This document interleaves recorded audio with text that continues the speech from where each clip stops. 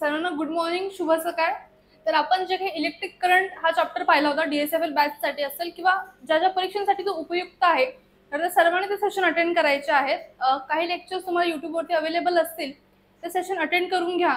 आणि त्याच चॅप्टरचे म्हणजेच विद्युत परिणाम, जे काही विद्युत धारा आहे म्हणजेच काय इलेक्ट्रिक करंटचे परिणाम आपल्याला या ठिकाणी पाहायचे आहेत. आपण ग्रॅव्हिटेशनचं पण तेच केलं होतं. थोडंसं इंग्लिशमधनं, त्यानंतर तुम्हाला मराठीमधनं समजायला थोडंसं सोपं जात असतं. त्यामुळे इंग्लिशमधले 2 लेक्चर आपण ग्रॅव्हिटेशनचे घेतले. त्यानंतर सविस्तर माहिती पाहण्यासाठी थोडक्यात सारांश आपण मराठीमधनं घेतला होता. नंतर वर्क एनर्जी आणि पॉवर हा जो काही चॅप्टर होता, तर त्या चॅप्टरचं पण आपण नंतर मराठीमध्ये विश्लेषण घेतलेलं होतं.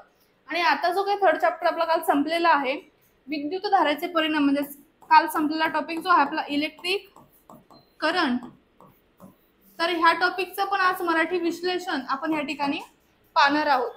थोडक्यात समजण्यासाठी आपण मराठीमध्ये पण विश्लेषण पाहत आहोत. हा आपला याच्या मागचा उद्देश सर्वांनी ओळखून घ्यायचा आहे. चला तर मग आपला हा आजचा सेशन इथे स्टार्ट करूया. तर सर्वात पहिले तुम्हाला दिलेली आहे ती प्रस्तावना. प्रत्येक विषयासाठी एक प्रस्तावना असते. का बरं? कारण की त्याच्यामध्ये दिलंय काय किंवा आपण नाही का एखाद्या पुस्तकामध्ये दडलंय काय हे शोधण्याचा प्रयत्न करत असतो. तर त्याच पद्धतीने धड्यामध्ये दडलंय काय, तर ते पाहण्यासाठी किंवा ते शोधण्यासाठी प्रस्तावना आपल्याला माहित असायला हवी. कोणत्याही धातुरूप विद्युत वाहकाच्या प्रत्येक अणूजवळ एक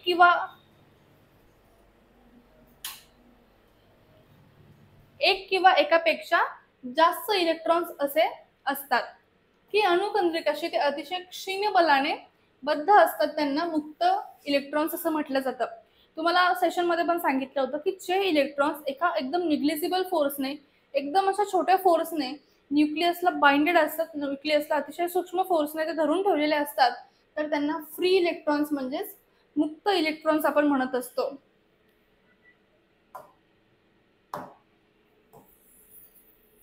हा झाला तुमचा न्यूक्लियस म्हणजेच केंद्रक. न्यूक्लियसला आपण काय म्हणतो? केंद्रक. आणि याच्यामध्ये अशा प्रकारे वेगवेगळे इलेक्ट्रॉन्स असतील, तर ते इलेक्ट्रॉन्स फिरत असतात.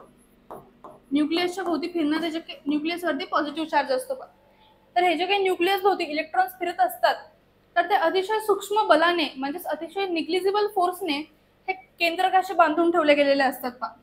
बांधून ठेवलेत पण कसे? अतिशय सूक्ष्म अशा फोर्सने, निग्लिजिबल फोर्स पा.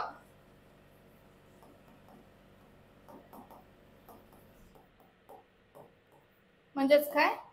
सूक्ष्म बलाने.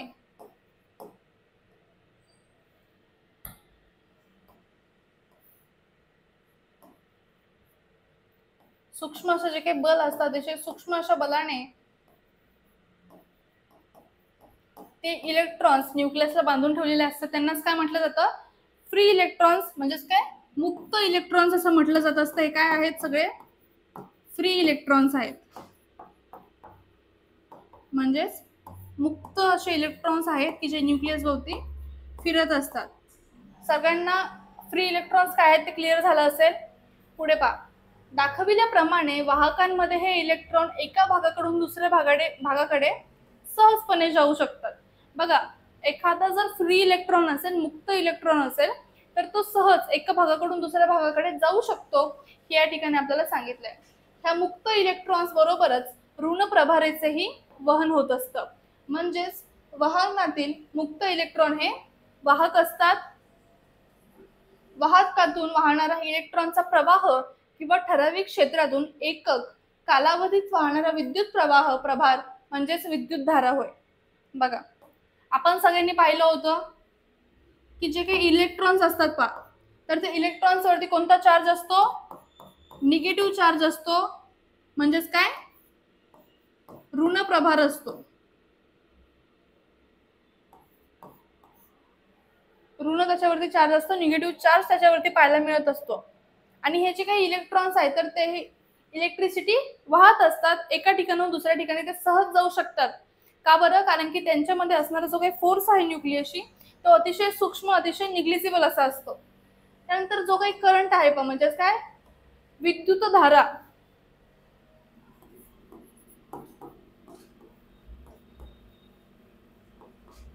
विद्युत धारा जिला आपण कॅपिटल आय ने डिनोट करतो, म्हणजेच काय? Electric current.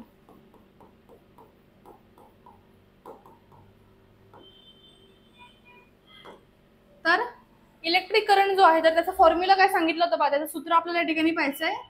Q upon T म्हणजेच काय, क्यू काय दाखवतो तर प्रभार, चार्ज, जो काही प्रभार आहे तर तो चार्ज दाखवण्याचं काम क्यू करत असतो. आणि टी म्हणजे एक विशिष्ट अशी वेळ. एका विशिष्ट वेळेमध्ये वाहणारा जो काही प्रभार आहे तर त्या प्रभाराला म्हटलं जातं विद्युत धारा. म्हणजेच I is equal to Q upon T. Electric current is equal to charge divide by required time. या ठिकाणी आपल्याला हे फॉर्म्युला क्लिअर होतोय. त्यानंतर पुढे विद्युत धारा म्हणजे काय, म्हणजेच काय इलेक्ट्रिक करंट म्हणजे काय ते आपल्याला या ठिकाणी पाहायचंय. जेव्हा विद्युत चार्ज गती किंवा प्रभाव असतो तेव्हा त्याला विद्युत प्रवाह म्हटलं जातं. चार्ज प्रवाहाच्या दराला विद्युत प्रवाह म्हटलं जातं. त्याचा SI युनिट काय आहे, एम्पियर, जे की आपण कॅपिटल ए ने डिनोट करत असतो. विद्युत धारेचे युनिट काय आहे, एम्पियर, जे कॅपिटल ए ने डिनोट केलं जात असतं. प्रति सेकंद 1 कुलोम ह्या वेगाने वाहणारा विद्युत प्रवाह एम्पियर विद्युत प्रवाह म्हणतात. बघा, एका सेकंड मध्ये वाहणारा विद्युत प्रवाह म्हणजे क्यू अपॉन टी. एका सेकंद मध्ये म्हणजेच एका सेकंद मध्ये वाहणारा 1 कुलोम हा विद्युत प्रवाह म्हणजेच काय एक विद्युत धारा. एका सेकंदात वाहणारा जो एक कुलोम आहे, कुलोम काय आहे तर चार्जचं जे काही एकक आहे तर ते एकक कुलोम आहे. तुम्हाला सर्वांना सांगितलं होतं मागच्या सेशनला. तांबे कंडक्टरचा क्रॉस सेक्शन सारख्या पृष्ठभागावरून वाहणाऱ्या विद्युत प्रवाहाचे प्रमाण एम्पियर मध्ये मोजले जाते. परिभाषित केले जाऊ शकते जर कंडक्टरच्या क्रॉस सेक्शन मधून क्यू कुलम चार्ज, बघा क्यू कुलम चार्ज NT वेळात सोडला गेला तर टी, त्यामुळे सरासरी प्रवाह होत असतो. बघा, I is equal to Q upon T. हाच फॉर्म्युला तुम्हाला या ठिकाणी दिलाय. आता इथे क्यू दाखवतोय प्रभार, टी म्हणजे सेकंद, किती वेळ लागला तो सेकंद मध्ये वेळ, आणि I म्हणजे काय तर विद्युत धारा. I म्हणजे काय विद्युत धारा. सगळ्यांना क्लिअर आहे. तर असं हे जे काही शॉर्टकट आपण पाहिला होता की I is equal to Q upon T म्हणजेच विद्युत धारा बरोबर ते विद्युत प्रभार भागिले सेकंद म्हणजेच लागणारे सेकंद या ठिकाणी आहेत. त्यानंतर जे काही बघा TID ची जी काही एक्झाम असते की शिक्षण पात्रता परीक्षा, तर त्याची जी काही fast track online revision batch आहे ती बॅच स्टार्ट झालेली आहे. त्याच्यामुळे तुम्हाला पेपर 1 असेल किंवा पेपर 2 असेल, दोन्ही पेपरची तयारी उत्तम प्रकारे करून घेतली जाईल. त्यासाठी तुम्हाला मराठी माध्यम मध्ये देण्याचा प्रयत्न आम्ही करत आहोत. तर त्यासाठी जी असणारी टेस्ट सिरीज आहे तर ती टेस्ट सिरीज तुम्हाला फ्री असणार आहे.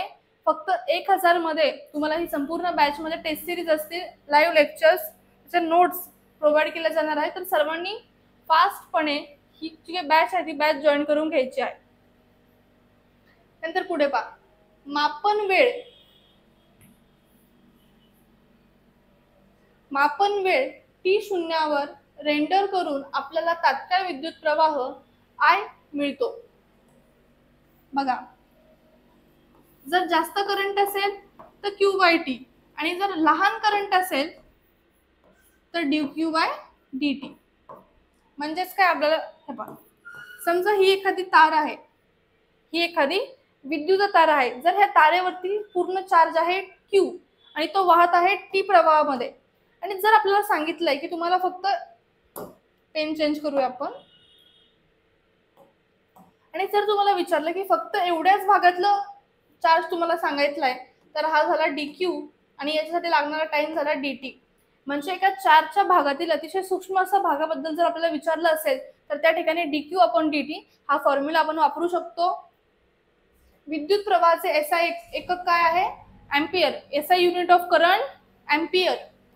सर्किटचा विद्युत प्रवाह मोजण्यासाठी वापरल्या जाणाऱ्या उपकरणाला एमीटर म्हटलं जातं.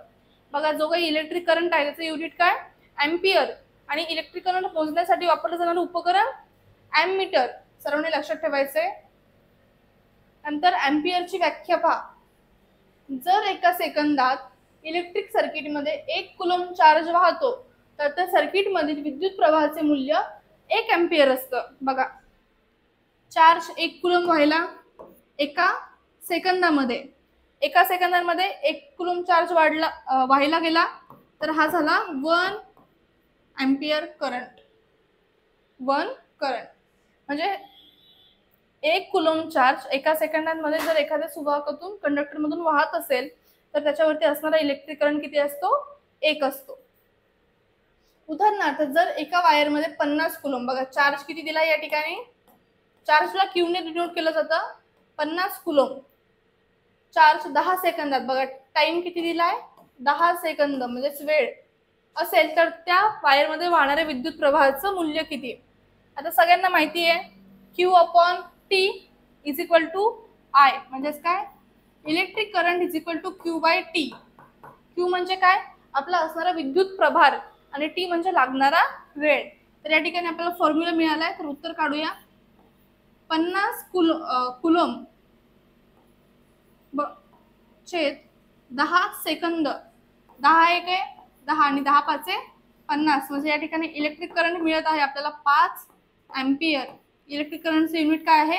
एम्पियर, की ज्याला आपण कॅपिटल ए ने डिनोट करत असतो. बघा ह्या ठिकाणी दिलेलं आहे. नंतर पुढे पहा, नंतर विद्युत विभवन म्हणजेच काय, पोटेन्शियल डिफरन्स.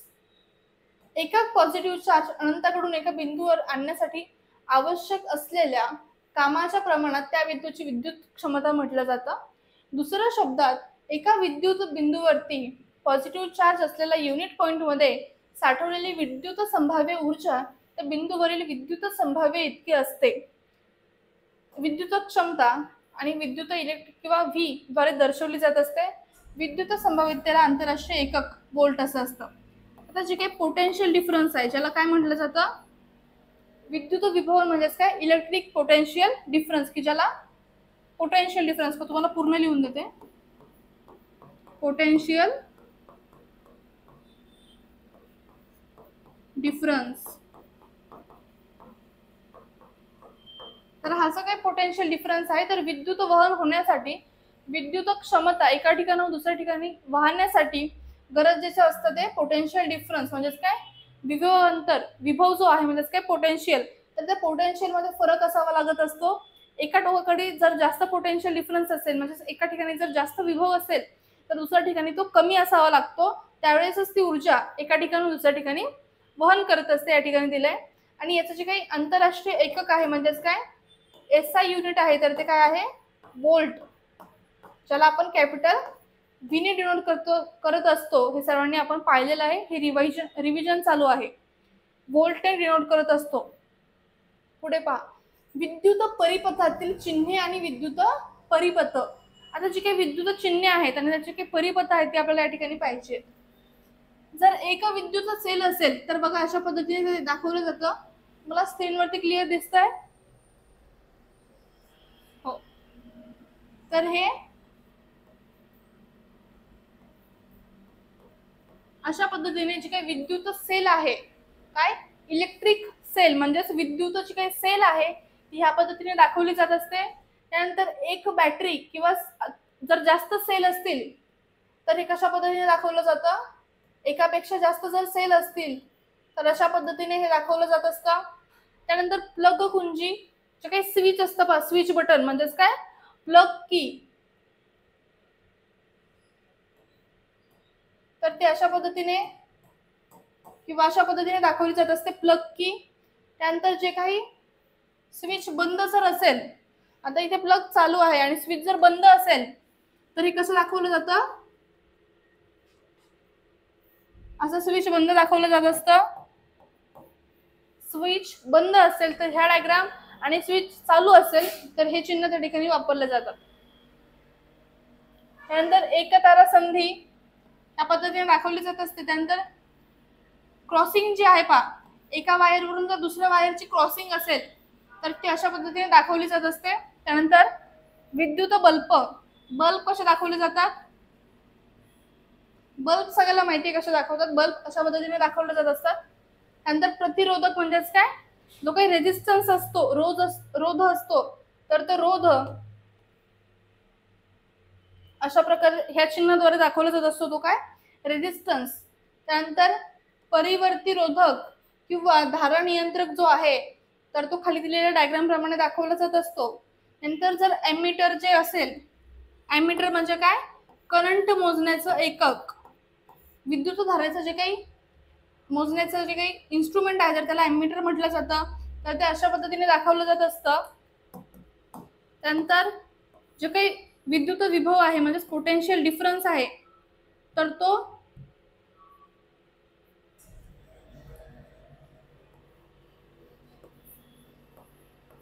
अशा पद्धतीने व्होल्ट मीटरचा व्ही या ठिकाणी दाखवला जात असतो.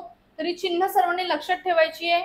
स्क्रीन पॉज करून सर्वांनी या नोट्स लिहून घ्यायच्या आहेत. कुठे काही अडचण असेल तर तसं कमेंट करून सांगायचं आहे.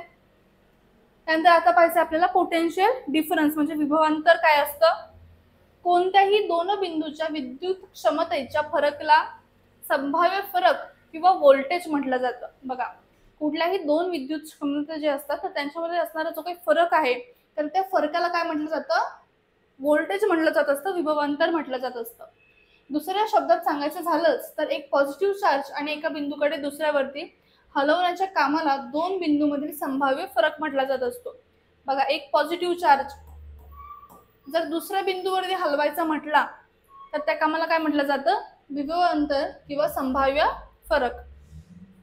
संभाव्य फरक व्होल्ट मीटरने मोजला जातो. बघा, इलेक्ट्रिक करंट म्हणजे विद्युतधारा मोजली जाते एमीटरने आणि जो काही व्होल्टेज आहे तो मोजला जातो व्होल्ट मीटरने. कशाने, व्होल्ट मीटरने. याचा सिम्बॉल आपण या ठिकाणी पाहिलेला आहे. अशा पद्धतीने त्याचं चिन्ह असतं, त्याला व्होल्ट मीटर म्हटलं जातं.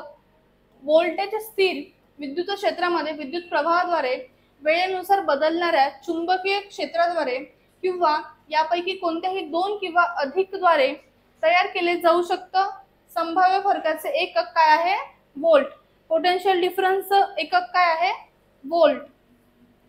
ते कसं दाखवलं जातं पहा, कॅपिटल व्ही ने ते दाखवलं जात असतं. मग व्ही म्हणजेच काय, डब्ल्यू अपॉन क्यू म्हणजेच काय, वर्क अपॉन, आणि क्यू म्हणजे काय, शुल्क. व्ही म्हणजे विभवांतर म्हणजेच व्होल्ट म्हणजेच पोटेन्शियल डिफरन्स. त्यानंतर त्याचा जो काही फॉर्म्युला आहे पहा, डब्ल्यू अपॉन क्यू.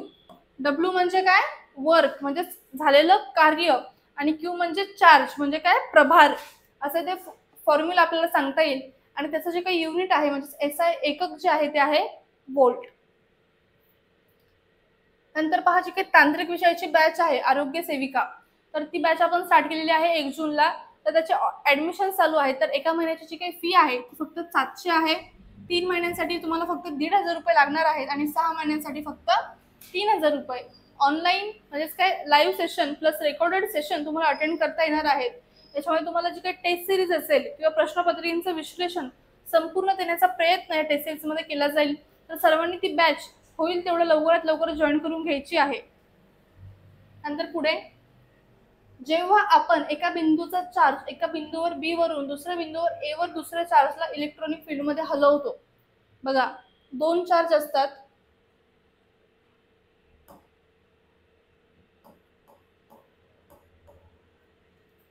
जर आपण ए ला बी कडे जर हलवलं त्यामुळे आपल्याला इलेक्ट्रॉनिक फोर्सच्या विरोधात काम करावं लागत असतं.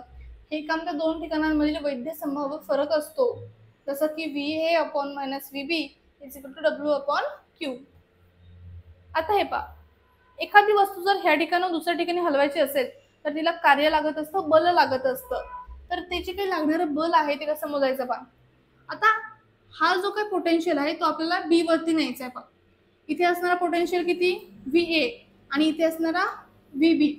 आता जर आपल्याला यांचं व्होल्टेज काढायचं, यांच्यामध्ये असलेलं विभवांतर काढायचंय तर आपल्याला V B minus V A दोन्हीतील फरक घ्यावा लागत असतो. आणि नंतर आहे तो फॉर्म्युला डब्ल्यू अपॉन क्यू म्हणजेच वर्क अपॉन चार्ज म्हणजेच कार्य अपॉन प्रभार असं देता येईल. त्यानंतर विद्युत रोध जो आहे तो आपल्याला या ठिकाणी पाहायचं म्हणजेच काय, रेजिस्टन्स. अतिशय सोपा हा पॉइंट आहे, तुम्हाला समजून सांगितलेला आहे मागच्या 2 सेशन मध्ये. त्यानंतर पुढे, विद्युत प्रवाह रोधणाऱ्या म्हणजेच काय, विद्युत प्रवाहासाठी अडथळा निर्माण करणाऱ्या आणणाऱ्या घटकाला रोधक म्हणलं जातं. बघा, जी की विद्युत प्रवाह असतो जो पॉझिटिव्ह चार्ज करून निगेटिव्ह चार्ज करून पॉझिटिव्ह चार्ज कडे वाहत असतो. कारण की इलेक्ट्रॉन्स वरती असणारा जो काही प्रभार आहे तर तो ऋण प्रभार असतो. तर ऋण प्रभारामुळे जो काही चार्ज आहे म्हणजे जे काही इलेक्ट्रॉन्स आहेत तर ते इलेक्ट्रॉन्स ऋण प्रभाराकडून धन प्रभाराकडे वाहण्याचं काम करत असतात. निगेटिव्ह कडून पॉझिटिव्ह कडे त्यांची मुवमेंट असते आणि त्या रस्त्यामध्ये जर त्यांना कुठेतरी अडथळा निर्माण झाला तर त्या अडथळ्याला म्हणलं जातं रोध, म्हणजेच विद्युत रोध म्हणजेच काय रेजिस्टन्स. रोधकातून विद्युत प्रवाह वाहण्यासाठी त्याच्या टोक्यांदरम्यान विद्युत दाब लावावा लागत असतो. रोधकांचे विद्युत प्रवाह रोधण्यासाठी क्षमतेला काय म्हटलं जातं? रोध म्हणलं जातं. कोणत्याही वाहकाचा गुणधर्म जो विद्युत धारेच्या प्रवाहास विरोध करतो आणि सामग्रीचा आकार आणि आकारमान, लांबी आणि क्षेत्रफळ, तापमान आणि पदार्थांचे स्वरूप यावरती अवलंबून असतं, त्यास काय म्हटलं जातं? रोध. बघा, जे काही तापमान असेल, त्याचा जो काही धातू असेल, अशा विविध गोष्टींवरती रोध अवलंबून असतो. म्हणजेच काय रेझिस्टिव्हिटी, प्रत्येक घटकाची जी काही रेझिस्टिव्हिटी असते तर ती वेगळी असते, या ठिकाणी आपल्याला सांगण्यात आलंय. विद्युत धारा म्हणजेच काय? इलेक्ट्रिक करंट म्हणजेच वाहकातील इलेक्ट्रॉनचा प्रवाह. बघा, इलेक्ट्रिक करंट म्हणजेच काय? इलेक्ट्रॉनचा प्रवाह म्हणजेच इलेक्ट्रॉनचा फ्लो.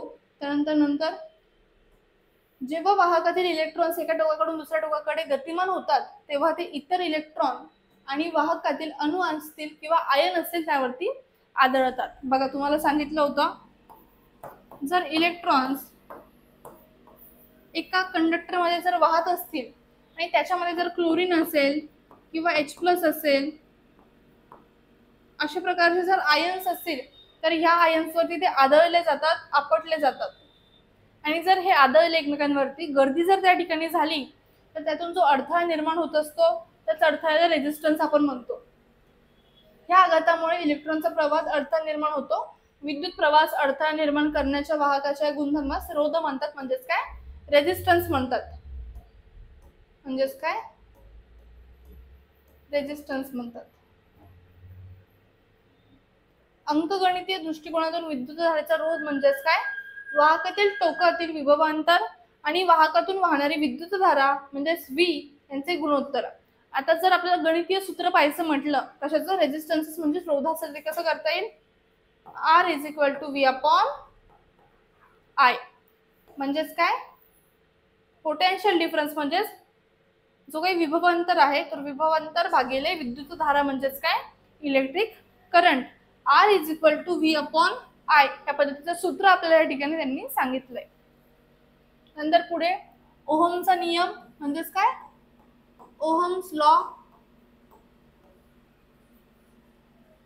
विद्युत अभियांत्रिकीमध्ये ओहमचा नियम हे मूलभूत तत्व आहे जे विद्युत सर्किटमधील व्होल्टेज, विद्युत प्रवाह आणि प्रतिकार यांच्या संबंधांचं वर्णन त्या ठिकाणी केलेलं आहे ओहम्सने. हे नाव जर्मन भौतिकशास्त्रज्ञ जॉर्ज सायमन ओहम यांच्या नावावर आहे. बघा, हा जो शास्त्रज्ञ होता त्याने दिलेला जो काही नियम आहे तर त्याला काय म्हटलं गेलं? ओहम नियम म्हणजेच ओहम्स लॉ. ज्यांनी 19व्या शतकाच्या सुरुवातीला हा कायदा तयार केला होता. ओहम नियमानुसार दोन बिंदूंमधील कंडक्टरमधून वाहणारा विद्युत प्रवाह दोन बिंदूंमधील व्होल्टेज थेट प्रमाणात असतो तर कंडक्टरचा प्रतिकारासाठी व्यस्त प्रमाणात असतो. गणितीय दृष्ट्या ओहमचा नियम खालीलप्रमाणे व्यक्त केला गेला. आता ओहमचा नियम काय आहे? V = IR. आता यालाच आपण कसं लिहू शकतो? जर आपण I घेतला तर V/R म्हणजे विद्युत करंट जो आहे, विद्युत धारा जी आहे तर ती रेझिस्टन्स म्हणजे रोधाला व्यस्त चलनामध्ये आहे आणि इलेक्ट्रिक करंट जो काही विभवांतराला आहे तर तो डायरेक्ट प्रोपोर्शन मध्ये. म्हणजेच बघा, या ठिकाणी जर इलेक्ट्रिक करंट वाढला तर व्होल्टेज पण वाढणार परंतु रेझिस्टन्स कमी होणार. या ठिकाणी जर इलेक्ट्रिक करंट कमी झाला तर व्होल्टेज पण कमी होणार आणि रेझिस्टन्स वाढणार, हे त्यांनी या ठिकाणी स्पष्ट केलं होतं. त्यानंतर बघा, इथे दिलंय V म्हणजे काय? विद्युत दाब. व्होल्ट मध्ये मापलं जातं, त्याला V दाखवलं जातं. I म्हणजे काय? विद्युत प्रवाह. एम्पियर मध्ये मापलं जातं, एम्पियर त्याचं युनिट आहे, एकक आहे. R म्हणजे विद्युत रोध म्हणजेच रेझिस्टन्स. ओहम मध्ये मापलं जातं, ओहमचं सिम्बॉल अशा पद्धतीने असतं. उदाहरणार्थ, व्होल्टेज आणि रेझिस्टन्स ज्ञात असल्यास व्होल्टेजला रेझिस्टन्सने विभाजित करून मोजलं जाऊ शकत असतं. फॉर्म्युला दिलाय खाली, I = V/R. Electric current = voltage upon resistance. त्याचप्रमाणे जर विद्युत प्रवाह म्हणजेच काय? इलेक्ट्रिक करंट माहित असेल आणि त्याचा प्रतिकार ज्ञात असेल तर विद्युत प्रवाहाचा प्रतिकाराने गुणाकार करून व्होल्टेज काढू शकतो आपण. प्रतिकार म्हणजे काय? रेजिस्टन्स. जो काही रोध आहे, जर आपल्याला इलेक्ट्रिक करंट आणि रोध माहित असेल तर आपण काय? व्होल्टेज काढू शकतो. आणि जर व्होल्टेज म्हणजेच V आणि विद्युत प्रवाह माहित असेल तर आपण विद्युत प्रवाहाने व्होल्टेज विभाजित करून जो काही प्रतिकार आहे, जो काही रेजिस्टन्स आहे, तर तो मोजू शकतो. हे या ठिकाणी सांगितलंय. म्हणजे एका फॉर्म्युलावरून आपण 3 गोष्टी काढू शकत असतो, या ठिकाणी स्पष्ट करून दिलेलं आहे. ओहमचा नियम ही एक मूलभूत संकल्पना आहे जी इलेक्ट्रिकल सर्किटचे विश्लेषण आणि डिझाईन करण्यासाठी मदत होत असते. बघा, इलेक्ट्रॉनिक ज्या काही वेगवेगळ्या गोष्टी आहेत तर त्या डिझाईन करण्यासाठी सध्या सगळ्यात महत्त्वाचा असलेला असा ओहमचा नियम सर्वात महत्त्वपूर्ण मानला जातो. हे व्होल्टेज, विद्युत प्रवाह आणि प्रतिकार यांच्यातील संबंधांची मूलभूत समज प्रदान करते. त्यामुळे अभियंते म्हणजेच काय? इलेक्ट्रिक जे काही इंजिनियर्स असतात आणि शास्त्रज्ञ म्हणजे सायंटिस्ट विद्युत प्रणालींच्या वर्तनाचा अंदाज आणि नियंत्रण करू शकतात. जो काही ओहमचा नियम होता की त्याने ओहमच्या नियमामध्ये काही गोष्टी समाविष्ट करून दिल्या, तर त्यावरनं जे काही इंजिनियर्स असतील, त्यानंतर जे काही शास्त्रज्ञ असतात म्हणजे जे काही सायंटिस्ट असतात, तर त्यांना वेगवेगळे अंदाज बांधण्यासाठी ते अत्यंत उपयुक्त असे ठरतात. नंतर पुढे पहा, रेजिस्टिव्हिटी म्हणजेच काय? रोधकता. तुम्हाला सांगितलं होतं प्रत्येक सबस्टन्सची रोधकता म्हणजे प्रत्येक सबस्टन्सची जी काही रेजिस्टिव्हिटी आहे तर ती कशी असते? वेगळी असते. वाहकाचा रोध हा नेहमी त्याच्या लांबी आणि क्षेत्रफळावरती अवलंबून असतो. बा, लांबीवरूनच आपण क्षेत्रफळ काढू शकतो, तर त्याच्यावरती तो अवलंबून असतो. जी काही रेजिस्टिव्हिटी आहे तर ती अशा पद्धतीने दाखवली जात असते. हे जे काही सिम्बॉल आहे ते कशाचं आहे? रेजिस्टिव्हिटीचं म्हणजेच रोधकतेचं. म्हणजेच काय? रोधकता. कशाने दाखवली जाते? स्मॉल p ने दाखवली जात असते. तर त्याचा जो काही फॉर्म्युला तुम्हाला या ठिकाणी दिलाय, कशावरती अवलंबून असते? तर एरियावरती ते अवलंबून असतं. वाहकाची लांबी जर L असेल आणि Q म्हणजेच काय? त्याचा स्थिरांक घेतला, या ठिकाणी रो हा स्थिरांक वाहनाची रोधकता असे म्हटलं, याला विशिष्ट रोध असंही म्हटलं जातं. रोधकतेचे SI पद्धतीतलं युनिट काय आहे? Ohm metre. काय आहे? Ohm metre. अशा पद्धतीने ते युनिट आपल्याला लिहिता येतं, ओहम आणि मीटर. जसजसे तापमान वाढवावे तसतसे वाहकाची रोधकता वाढत जात असते.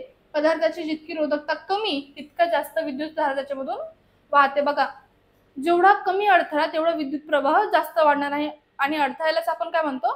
रोधकता. म्हणजेच काय? जर रेजिस्टिव्हिटी म्हणजे रेजिस्टन्स जर कमी असेल तर इलेक्ट्रिक फ्लो जास्त असणार आहे. या ठिकाणी आपल्याला क्लिअर होते. नंतर रोधकता क्रम म्हणजेच काय? वाहक, संमिश्र अलॉय म्हणजेच काय? विसंत वाहक, ज्याला आपण सेमीकंडक्टर किंवा इन्सुलेटर म्हणतो. आता इथे तुम्हाला सांगितलं होतं पहा, चांदी म्हणजे सिल्वर असेल, तांबे, ॲल्युमिनियम, टंगस्टन, निकेल, लोखंड, क्रोमियम, पारा, मॅग्नीज यांसारखे जे काही वाहक आहेत तर त्यांची रेजिस्टिव्हिटी मी तुम्हाला क्रम सांगितला होता की जो क्रम आहे तर तो क्रम सर्वांनी लक्षात ठेवायचा आहे. नंतर रोधकाची जोडी. रोधकता हा पदार्थांचा गुणधर्म आहे, मात्र तापमानात बदल झाला की रोधकतेमध्येही बदल होतो. बघा, टेम्परेचरवरती डिपेंड करत असतं. तापमान बदललं तर रोधकता पण बदलत असते. म्हणजेच आपण असे म्हणू शकतो की रोधकता पदार्थांच्या तापमानावरती अवलंबून असते. बरोबर आहे. रोधकता कशी असते? त्याच्या तापमानावरती अवलंबून असते.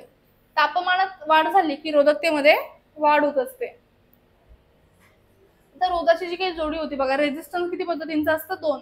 एक पॅरलल सिरीज मधला आणि एक सिरियल सिरीज मधला. तर एकसर जोडणी आणि समांतर जोडणी. एकसर म्हणजे काय? एका रेषेमध्ये जर रोधकाची जोडणी केली ती झाली एक स्तर. आणि समांतर म्हणजे काय? दोन्ही रोधक एकमेकांना कशा असतात? समांतर पद्धतीने जोडले जातात. बघा, या ठिकाणी दोन्ही रोधक कशा आहेत? एकमेकांना समांतर आहेत आणि या ठिकाणी एकाच रेषेमध्ये आहेत. हेच या ठिकाणी आपल्याला पुढे पाहायचंय. आता एकसर जोडणी जी आहे बघा, ती अशा पद्धतीने असते. रेजिस्टर 1, रेजिस्टर 2, रेजिस्टर 3 एका लाईनीमध्ये जोडलेत, एका रेषेमध्ये आहेत. जर विद्युत धारा I असून म्हणजे इलेक्ट्रिक करंट किती आहे? I. V हे बिंदू C आणि D यांच्या दरम्यान विभव अंतर आहे. R1, R2 आणि R3 हे 3 रोध आहेत. बघा, किती रोध दाखवले तिथं? 3 रोध दाखवलेत. परिपथामध्ये एकसर जोडणीत जोडलेले आहेत. परिसर म्हणजे काय, एका रेषेमध्ये ते जोडले जातात. कशामध्ये, एकसर जोडणीमध्ये एका रेषेमध्ये रोधांची मांडणी असते. RS हा परिणामी रोध असून V1, V2 आणि V3 अशी अनुक्रमे R1, R2, R3 ची विभवांतराची एकके असते. आता जो काही पूर्ण व्होल्टेज आहे तो कसा आहे, V1 plus V2 plus V3 हा पूर्ण विभवांतराची व्हॅल्यू झाली कुठलची, एकसर जोडणीमधली. परंतु ओहमच्या नियमानुसार एकूण विभवांतर किती असतं, V is equal to IRS आणि V1 is equal to IR1, V2 is equal to IR2 आणि V3 is equal to IR3. त्या किमतीवरती समीकरण एक ठेवून जर आपण हा फॉर्म्युला काढला तर आपल्याला मिळणारं उत्तर जे मिळणार आहे ते असणार आहे एस काय दाखवतं, सिरीज रेजिस्टन्स म्हणजे एका रेषेमधील एकसर जोडणी त्याची जी ऍडिशन असते पूर्ण रोधांची तर ती सरळ सरळ केली जात असते. अशा पद्धतीने ही मांडणी कुठपर्यंत, जिथपर्यंत मांडणी दिली असेल तिथपर्यंत त्यांची बेरीज आपण एका रेषेमध्ये करू शकतो. आता ही झाली एकस्तर जोडणी. आता जी काही अशी रोधाची टोके एकमेकांना जोडली असल्यास त्याला रोधाची एकसर जोडणी म्हणलं जात असतं. असं म्हणलं जातं की रोध जर एकसर जोडणीमध्ये असतील तर प्रत्येक रोधातून समान विद्युतधारा वाहते.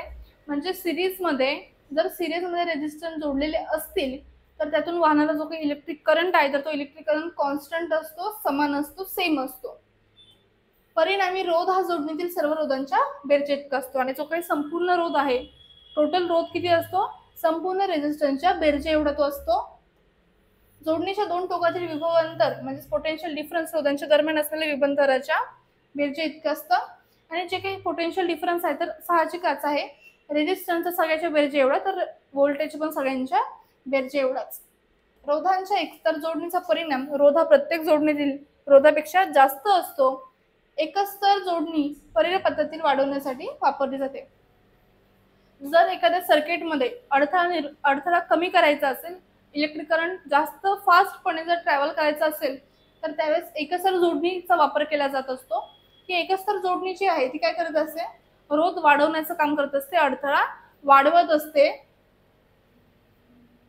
आता त्यानंतर एकस्तर जोडणीचे उपयोग काय आहेत त्या ठिकाणी पाहायचंय. सिरीज सर्किटचा उपयोग खालील ठिकाणी केला जातो. एक, कमी व्होल्टेज रेटिंगचे लोड रेजिस्टन्स हे जास्त व्होल्टेजवर जोडण्यासाठी.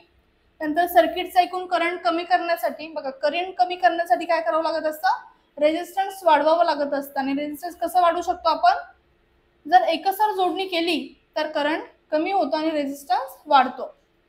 सजावटीचे मिनिचर लॅम्प्स एकत्र जोडून सजावट करण्यासाठी. त्यानंतर फ्यूज जोडण्यासाठी, ओव्हरलोड कॉईल जोडण्यासाठी, व्होल्टमीटरमध्ये मल्टीप्लायर जोडण्यासाठी, टॉर्च व बॅटरी कमी व्होल्टेज सेल एकत्र जोडून व्होल्टेज वाढवण्यासाठी किंवा ॲमीटर जोडून विद्युत प्रवाह मोजण्यासाठी. तर हे सर्व उपयोग जे आहेत तर ते कशाचे आहेत, एकसर जोडणीचे. हे सर्वांनी एकदा डोळ्याखालून घालायचे आहेत आणि व्यवस्थित वाचायचे. त्यानंतर आता समांतर रोधांची समांतर जोडणी म्हणजेच पॅरलल सिरीज आपल्याला या ठिकाणी पाहिजे. जेव्हा दोन किंवा अधिक रोधांचे टोके त्या बाजूस एकत्र बिंदूवर जोडलेले असतात आणि त्यांच्यातील संभाव्य फरक हा समान असतो तेव्हा त्याला काय म्हणलं जातं, समांतर जोडणी म्हणलं जातं. रोधांच्या समांतर जोडणीतील प्रत्येक रोधाची व्होल्टता समान असते. आता तिथे काय होतं, इलेक्ट्रिक करंट एक होता, आता इथे व्होल्टेज एक आहे म्हणजे व्होल्टेज समान आहे. आणि जी काही एकस्तर जोडणी होती तर त्याच्यामध्ये जे काही रोध होता तर त्याच्यामध्ये असणारा जो काही इलेक्ट्रिक करंट होता आय, तर तो आय सर्वत्र सेम होता, कॉन्स्टंट होता. पण रोधांची जी काही समांतर जोडणी आहे तर याच्यामध्ये काय, जो काही पोटेन्शियल डिफरन्स आहे तो पोटेन्शियल डिफरन्स कसा आहे, स्थिर आहे, तो या ठिकाणी सांगितला. R1, R2 आणि R3 दाखवल्याप्रमाणे तीन रोध जोडले. नंतर I1, I2 आणि I3 प्रत्येक ठिकाणी करंट कसा आहे, वेगवेगळा आहे. एका रेजिस्टन्स 1 मध्ये करंट आहे R1, 2 मध्ये I2 आणि 3 मध्ये I3. ही अनुक्रमे रोधातून वाहणारी विद्युतधारा आहे. बघा, परिपथातील एकूण विद्युतधारा I जो काही इलेक्ट्रिक करंट आहे त्याची बेरीज कशी केली जाते, सरळ सरळ त्याची बेरीज केली जात असते. समजा RP म्हणजे काय, पॅरलल रेजिस्टन्स म्हणजे समांतर मांडणी या परिपथातील परिणाम रोध असून परंतु ओहमच्या नियमानुसार जे काही ऍडिशन असते तर ती अशा पद्धतीने केली जाते. I1 is equal to V upon R1, I2 is equal to V upon R2 आणि I3 is equal to V upon R3 आणि पूर्ण बेरीज काय होईल I is equal to V upon RP. आता जो काही V आहे तर तो V कसा आहे सर्वत्र समान आहे, त्याच्यामुळे त्याच्या जागी त्यांनी काय घेतलंय पा अशा पद्धतीने त्या सूत्राची मांडणी होईल V अपॉन RP. आता हा I1, I2, I3 आणि I4 जो आहे तो कसा आहे एका रेषेत आहे समान. म्हणून आता जो काही V होता पा इथून जर आपण हा V कॉमन काढला तर हा कॉमन काढल्यानंतर हा V आणि हे सगळे V काय होतील कॅन्सल होतील आणि आपलं उत्तर येईल 1 upon resistance in parallel 1 upon R1 plus 1 upon R2 plus 1 upon R3. हा कशाचा फॉर्म्युला आहे, हा फॉर्म्युला आहे पॅरलल सिरीजचा. म्हणजेच काय द्विस्तर जोडणीतला हा फरक आहे या ठिकाणी आपल्याला दिसतोय. तर जर किती रोध समांतर जोडलेत, समांतर जेवढे रोध जोडले जातील तर सगळ्यांची बेरीज अशा पद्धतीने करून आपल्याला संपूर्ण रोधाची व्हॅल्यू या ठिकाणी काढता येईल. जर दिलेले रोध समांतर जोडणीत जोडलेले असतील तर जोडलेल्या सर्व रोधांच्या व्यस्तांची बेरीज हा परिणाम रोधांच्या व्यस्त एवढी असते. म्हणजे सगळ्या रोधांची जर आपण व्यस्त बेरीज केली म्हणजे अपॉन R1 घेऊन जर बेरीज केली तर त्यांची संपूर्ण यांची बेरीज मिळून जो काही परिणाम असणार रोधांचा तर ती व्हॅल्यू आपल्याला मिळेल. प्रत्येक रोधातून वाहणारी विद्युतधारा ही रोधांच्या व्यस्त प्रमाणात बदलत असते. रोध वाढविल्यास विद्युतधारा कमी होते. बघा रेजिस्टन्स वाढवला की इलेक्ट्रिसिटी कमी होत असते, इलेक्ट्रिक फ्लो करंट होतो कमी होतो. परंतु परिपथातून वाहणारी एकूण विद्युतधारा ही स्वतंत्र रोधातून स्वतंत्रपणे वाहणाऱ्या विद्युतधारेच्या बेरच्या इतकी असते. हे बघा जर आपण एकच जोडणीमध्ये जर रेजिस्टन्स जोडले तर विद्युत प्रवाहाला अडथळा जास्त निर्माण होत असतो. पण जर तेच आपण जर समांतर जोडणीमध्ये जोडले तर निर्माण होणारा रोध हा कमी होत असतो, त्याची व्हॅल्यू घटत असते, कमी होत असते. रोधाच्या दरम्यान विभव अंतर समान असतं म्हणजे पोटेन्शियल डिफरन्स समान असतं, ते आपण त्या ठिकाणी पाहिलंय. रोधांच्या समांतर जोडणीचा परिणामी रोध त्यांच्या जोडणीतील रोधांच्या स्वतंत्र किमतीपेक्षा कसा असतो कमी असतो. ही जोडणी परिपथातील रोध कमी करण्यासाठी बघा रोध कमी करण्यासाठी वापरली जाते आणि एकसर जोडणी ही दोन रोध वाढवण्यासाठी वापरली जाते. पण समांतर जोडणी रोध कमी करण्यासाठी वापरली जाते, सर्वांनी लक्षात ठेवायचे.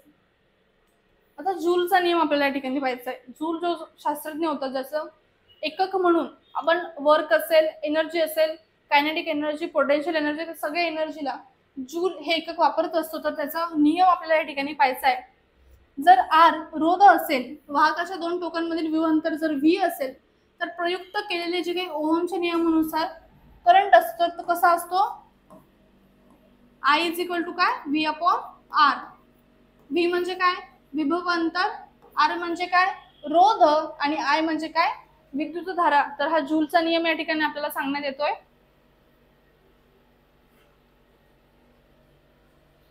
बघा जे काही कार्य आहे ते कसं दाखवलं जातं W is equal to V upon Q. परंतु I जो काही V आहे त्याची व्हॅल्यू काय आहे IR आणि Q काय आहे IT.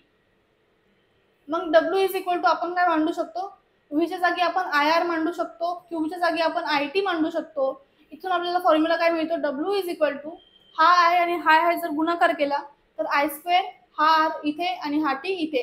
आणि जो काही I आणि R आहे तर I आणि R च्या व्हॅल्यूला आपण V म्हणजे पोटेन्शियल डिफरन्स पण म्हणू शकतो. म्हणून आपण VIT असा फॉर्म्युला जो वर्कचा आहे तो आपल्याला या ठिकाणी मिळत आहे. हा जूलचा नियम आहे जो त्यांनी आपल्याला सांगितलाय. त्यानंतर सामान्यपणे उष्णता ऊर्जा ही कॅलरी मध्ये व्यक्त केली जाते. बघा जी काही ऊर्जा असते कशाची उष्णतेची तर ती कशी व्यक्त करतात तर कॅलरी मध्ये ती सांगत असतात. परस्पर संबंध खालील सूत्राने दाखवता येतो. 4.18 जूल म्हणजेच किती 1 कॅलरी. सर्वांनी काय लक्षात ठेवायचं आहे 4.18 जूल म्हणजेच काय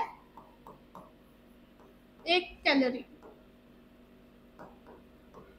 4.18 जूल म्हणजे काय तर 1 कॅलरी हे रिलेशन सगळ्यांनी लक्षात ठेवायचं आहे.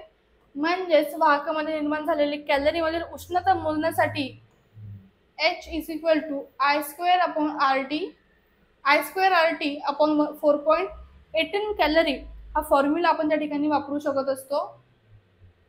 आता ज्याला कोणाला याची अडचण येत असेल बघा, त्याने काय सांगितलं होतं, W अपॉन VQ म्हणजेच व्होल्टेज मल्टिप्लाय बाय करंट.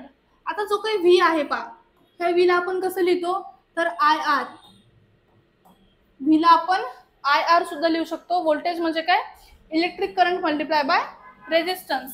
त्यानंतर Q जो आहे म्हणजेच काय, इलेक्ट्रिक चार्ज, तर त्याला आपण कसं लिहू शकतो, IT. का बरं, कारण I is equal to Q by T असतं आणि Q ला जर हा T इथे भागीला आहे तर इकडे जाऊन तो गुणिला करून Q is equal to IT आपल्याला भेटत असतं. तेच या ठिकाणी सांगितलं आणि पुढचं सूत्र जे आहे ते तुमच्या समोर आहे.